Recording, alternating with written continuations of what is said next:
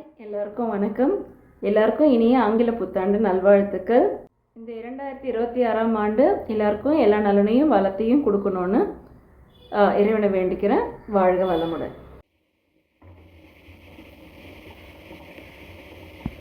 இன்றைக்கி நியூ இயருக்கு நான் ரசமலாய் ஸ்வீட் செய்ய போகிறேன். 1 லிட்டர் பால் நான் கொதிக்க வச்சுக்கிறேன். திரி வைக்கிறதுக்கு நான் ஆப்பிள் சிடர் வினிகர் எடுத்திருக்கேன். பால் பொங்குற மாதிரி வந்துடுச்சு. அடுப்பு சிம்மில் வச்சுட்டு ஒரு 2 மினிட்ஸ் அளவுக்கு கலரி கொடுத்துக்கலாம்.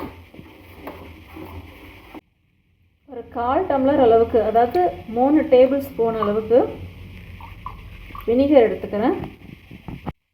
இதை இந்த பாலில் கொஞ்சம் கொஞ்சமாக சேர்த்து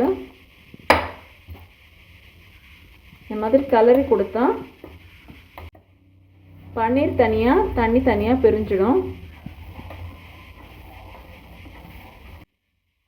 தண்ணி தனியாக பன்னீர் தனியாக நல்லா பிரிஞ்சிடுச்சு. இப்போ இதை வடிகட்டிக்கலாம்.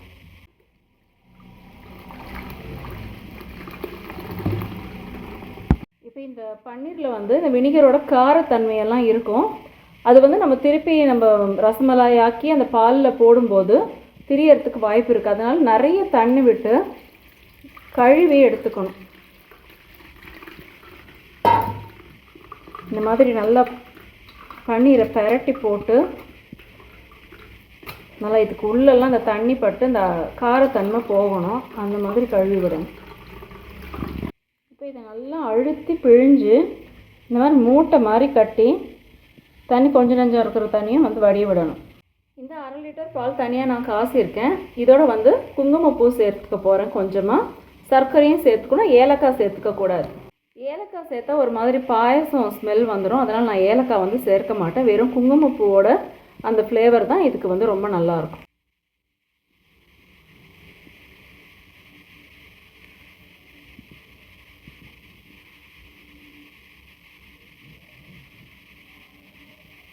இன்னும் கூட சேர்த்துக்கிறேன். எவ்வளோ குங்குமப்பூ போடுறோமோ அந்த அளவுக்கு டேஸ்ட் இருக்கும். சர்க்கரை அவங்கவுங்களுக்கு தேவையான அளவுக்கு சேர்த்துக்கலாம். நான் ஒரு 5 ஸ்பூன் அளவுக்கு சேர்த்துக்கிறேன். பால் நல்லா கலர் சேஞ்ச் ஆகி லைட் எல்லோவாக ஆகிடுச்சு. இப்போ ஆஃப் பண்ணிக்கலாம். பால் பாருங்கள், கொதிச்சதும் நல்லா மஞ்சளாக ஆகிடுச்சு.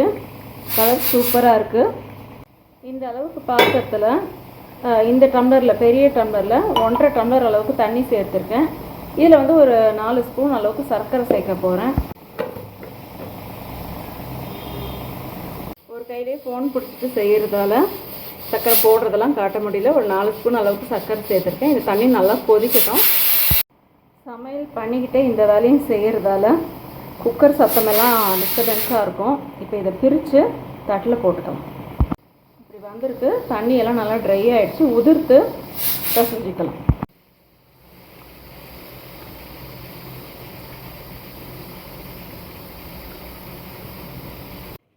மாவு பாருங்கள், இந்த அளவுக்கு திக்காக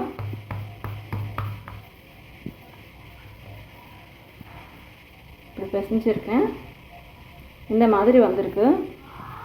கொஞ்சமாக எடுத்து தான் நல்லா பிசைஞ்சு கையில், இன்னொரு கையில் நல்லா உருட்டணும். நான் ஃபோன் பிடிச்சிருக்கிறதால ஒன்றும் பண்ண முடியல, அதை காட்ட முடியல. 2 உள்ளங்கையிலையும் நடுவில் இந்த மாவை வச்சு உருட்டிட்டு இதுக்கே நல்லா தான் வருது. இந்த மாதிரி வச்சிடணும். இந்த பன்னீரையெல்லாம் கொதிக்கிற தண்ணியில் போட்டுக்கலாம். சிறுத்தீயில் இருக்கட்டும்.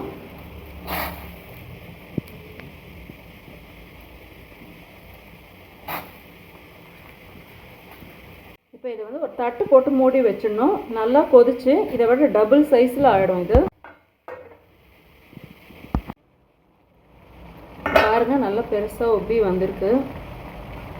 நல்லா ஸ்பாஞ்ச் மாதிரி ஆகிடுச்சு. இந்த டைமில் இந்த பாலையும் மறுபடியும் கொஞ்சம் ஹீட் பண்ணிவிட்டு இதையெல்லாம் வடிகட்டி இந்த ஜீராவிலேருந்து எடுத்து இந்த பாலில் போட்டு ரசமலாய் ரெடி. இப்போ ஸ்டவ் ஆஃப் பண்ணிக்கலாம். ஒரு 10 நிமிஷம் ஆறட்டும். பொறுமையாக எடுத்து அதில் போட்டுக்கலாம்.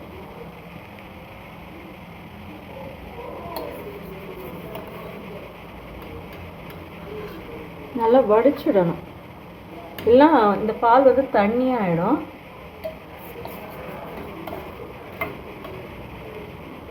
இந்த மாதிரி கொஞ்சம் வடிச்சிட்டு போடணும். பிழியணும்லாம் அவசியம் கிடையாது.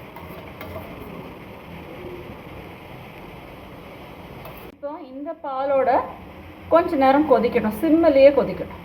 இப்போ ரசமலாய் வேணாம், ரசகுல்லாவாகவே சாப்பிட்ணும் அப்படின்னு நினைக்கிறவங்க இந்த ஜீராவிலேயே கூட கொஞ்சம் எக்ஸ்ட்ராவாக அந்த ஒரு 4 பீஸை நிற்க வச்சுட்டா அதுதான் ரசகுல்லா. கச்சா முச்சான்னு கிச்சனெல்லாம் ஒரு அரேஞ்ச் பண்ணாமல் காலையில் அரேஞ்சாக சூப்பராக இருந்தது. சமைக்கும் போது எப்படி இருந்தாலும் இந்த மாதிரி கிளம்ஸி ஆகும். அதுக்கப்புறம் வந்து அப்படி க்ளீன் ஆகிடும். வேலை பார்க்குறமா வந்து ஃபுல்லாக நீட்டாக க்ளீன் பண்ணிவிடுவாங்க. இருந்தாலும் எனக்கு வந்து கொஞ்சம் இந்த ஸ்ட்ரெஸ் பஸ்டர் அப்படின்னாலே இந்த யூடியூப்பில் வீடியோ போடுறது தான். அம்மா இங்கே தான் விழுந்துட்டு போகுது. ஸோ அப்படியே பேசிகிட்டே ஏதாவது ஒன்று வீடியோ போட்டேன்னா எதையும் இது பண்ண மாட்டேன். கொஞ்ச நாள் எதுவும் போடாததால் மண்டைக்குள்ளே நண்டு பிராண்டுது.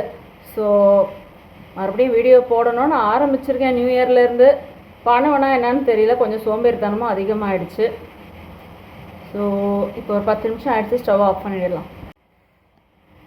இந்த ஆடையெல்லாம் வந்து நிறைய வரணும், அதனால தான் இந்த 10 நிமிஷம் கொதிக்க வைக்கிறது. கொஞ்ச நேரம் வந்து சக்கரை பாகில் வந்து இந்த பால்ஸ் எல்லாம் ஊறிச்சு பார்த்திங்கன்னா நல்லா பெருசு பெருசாக ஆகுது, தயிரோட மாதிரி இருக்குது. ஸோ இன்னும் இந்த பால் வந்து திக்காகி இந்த ஆடையோடு சாப்பிடும்போது ஜம்முன்னு இருக்கும்.